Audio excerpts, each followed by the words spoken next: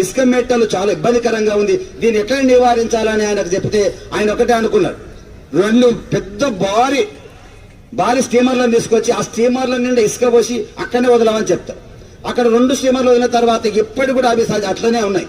అక్కడ మనకు వేగంగా తోస్తున్నటువంటి అలల తాకిడి ఆ స్టీమర్లకు తాకి ఇసుక కూడా అక్కడనే పోతుంది, మామూలు నీళ్లు బయటకు వస్తాయి.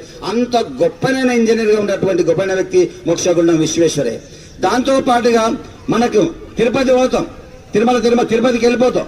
ఆ తిరుపతి పోయిన తర్వాత అక్కడ మొత్తం కూడా 7 కొండలు ఎట్లా ఎక్కాలో తెలియని పరిస్థితి ఉంటే మోక్షగుండం విశ్వేశ్వరయ్యను అక్కడికి తీసుకుపోయి ఎట్లయినా సరే మనకు రహదారి నిర్మించాలని చెప్తే ఆ రహదారిని తిరుమలకి ఇప్పుడు మన దైవ దర్శనానికి పోతున్న సందర్భంలో 7 కొండల చుట్టూ తిరగడానికి ఆ రహదారి వేయడానికి గొప్పైన వ్యక్తి మోక్షగుండం విశ్వేశ్వరయ్య. అంత గొప్పైనటువంటి నైపుణ్యమైనటువంటి గొప్పైన వ్యక్తి మోక్షగుండం విశ్వేశ్వరయ్య. దాంతో పాటుగా ఈయన ఎందుకంటే ఈ ప్రాంతం అంతా